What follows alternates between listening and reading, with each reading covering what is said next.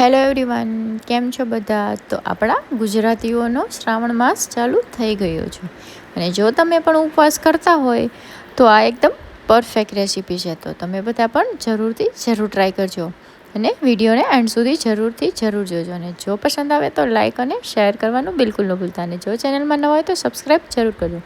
તો મેં અહીંયા અડધી વાટકી જેટલો સામો લઈ લીધો છે.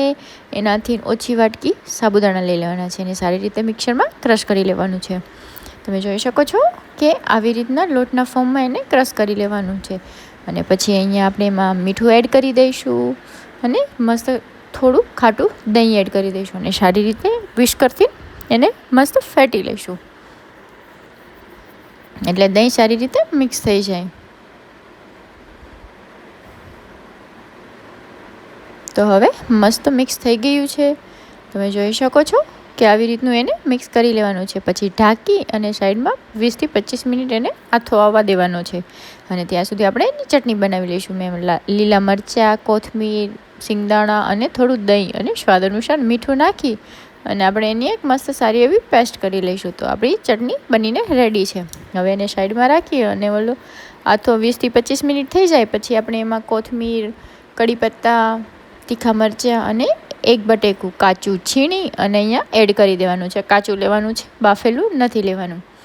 અને સારી રીતે મિક્સ કરી લેવાનું છે અને જોઈતા પ્રમાણમાં પાણીને પણ એડ કરતું જવાનું છે. આપણે જેવું ઉત્તપમ બનાવીએ એનું જેવું ખીરું રાખીએ બસ એવું જ અહીંયા એને રાખવાનું છે. સારી રીતે મિક્સ કરી લઈશું અને જો પાણીની જરૂર લાગે તો તમે એડ પણ કરી શકો છો. સારી રીતે મિક્સ કરી લઈશું.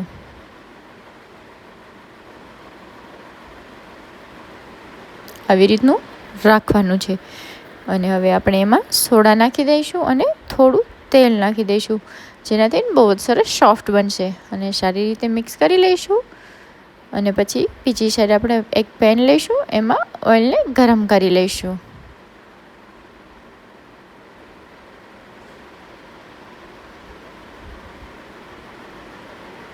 સારી રીતે ઓઇલને આખામાં સ્પ્રેડ કરી લેવાનું છે અને પછી ગરમ થઈ જાય પછી આપણે એમાં જીરું એડ કરી દઈશું. ને જીરું એડ કરી અને પછી જે આપણું હાંડવાનું બેટર હતું એને અહીંયા આપણે એડ કરી દઈશું. મેં 2 ચમચા જેટલું એડ કર્યું છે અને સાવ લો ફ્લેમ ઉપર એને પકાવવા રાખી દઈશું. જેમ ધીમા ફ્લેમ ઉપર જે પાકશે તો મસ્ત ઉથલી પણ સરસ જશે. અને આવી રીતના એને એક સાઈડથી ચડી જાય પછી આપણે એને ઉથલાવી લેવાનો છે અને ઢાંકી અને વાપસ પણ અહીંયા ચડવા દેશું.